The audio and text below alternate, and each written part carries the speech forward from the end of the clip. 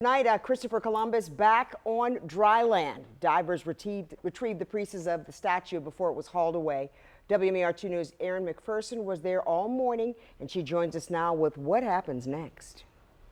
The Christopher Columbus statue has been here for more than 30 years, given to the city from Italian families. Now all that's left is the base of the statue. And here on the ground you can see where it hit after it was pulled down and then pulled down the stairs across the bricks all the way to the water, where it was retrieved today.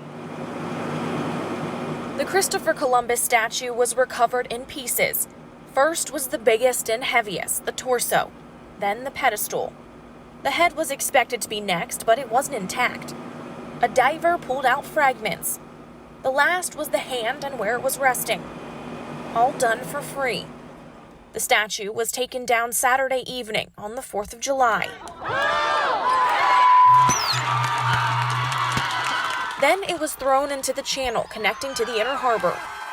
I understand the motivation. I don't necessarily understand the lawlessness. I'm deeply saddened that this had to happen. This is disrespectful to the Italians. In the 80s, the statue was donated to Baltimore by the Italian American Organization Union and put in between the Inner Harbor and Little Italy. He crossed, a raucous, vicious Atlantic Ocean, and that created a pathway, kind of a highway for all immigrants from Europe and other areas to come to America, including my grandparents. So for many Italian families, Christopher Columbus is important to them, while others don't like him, saying he stole land and killed people. What are we supposed to do? Tear down the whole country? History is what it was. And all we do is read. You can't destroy a whole nation because of this. Let's join together. We have more similarities than differences. The main thing, let's love one another, not by the color of your skin or your religion, but by your deeds. Please, or this nation is destroyed.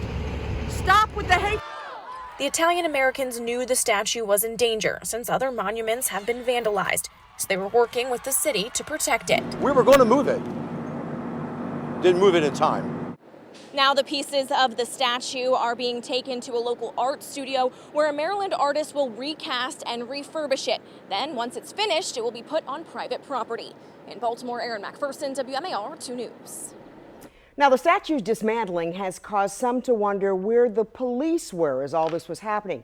Commissioner Michael Harrison said, quote, as the Baltimore Police Department was responding to several life and death incidents across the city, a small number of officers were assigned to assist with the peaceful protests taking place in the downtown area.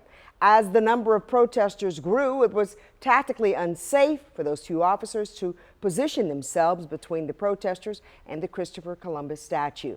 While we strongly oppose the destruction of property in our city, we will continue to mitigate any risk of injury to protesters and our officers.